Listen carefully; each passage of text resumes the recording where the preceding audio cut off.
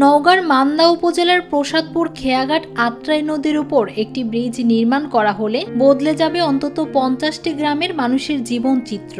বর্তমানে এই ঘাট পার হতে গিয়ে প্রতিদিন ভোগান্তি পোহাচ্ছেন স্কুল কলেজের শিক্ষার্থী থেকে শুরু করে চাকুরিজীবী, কৃষক, রোগী সহ নানা শ্রেণী পেশার মানুষ। এখানে পাশে হচ্ছে আমাদের হাসপাতাল। আমরা যে যখন ইমার্জেন্সি কোনো রোগী আমাদের এখানে আসে, সেখানে নৌকার আশায় মোটামুটি আমাদের আধা ঘন্টা 1 ঘন্টা বসে থাকতে হয়। এই কারণে কিছু রোগী মারাও যায়। এটি এলাকাবাসীর প্রাণের দাবি হলেও দীর্ঘদিনেও তা বাস্তবায়নের কোনো দৃশ্যমান অগ্রগতি নেই। এই খেয়াঘাটে একটি ব্রিজ নির্মাণ করা হলে গণেশপুর ইউনিয়নের একাংশ সহ মৈনং ও কাশোপাড়া ইউনিয়নের আরও অন্তত 20 গ্রামের লোকজন সাতবাড়িয়া মোড় হয়ে সহজেই উপজেলা সদরে যাতায়াত করতে পারবেন।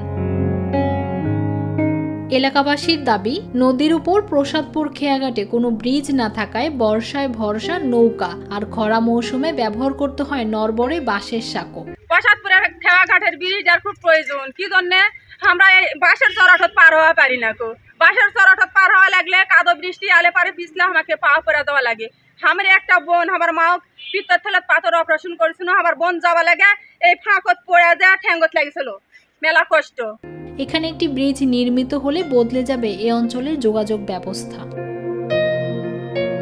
উন্নত হবে শিক্ষা, স্বাস্থ্য ও কৃষিখাত। বিশেষ করে নারী, শিশু ও বৃদ্ধদের যাতায়াতে আসবে স্বস্তি। প্রতিনিয়ত জীবনের ঝুঁকি নিয়ে আর পার হতে হবে না আত্রাই নদী। মান্দা উপজেলা সদরের আশেপাশে রয়েছে অনেক স্বনামধন্য শিক্ষা প্রতিষ্ঠান। বর্ষা মৌসুমে প্রতিদিন স্কুলগামী শিশুরা নৌকায় পারাপার হয়। কখনো কখনো নৌকায় পার হতে ঘন্টাখানেক সময় লেগে যায়। আবার নৌকা না থাকলে একপাশে দাঁড়িয়ে থাকতে হয় দীর্ঘ সময়। রাত 10টার পর খেয়াঘাট বন্ধ হয়ে গেলে জরুরি প্রয়োজনে কয়েক কিলোমিটার পথ ঘুরে উপজেলা সদরে পৌঁছাতে হয়।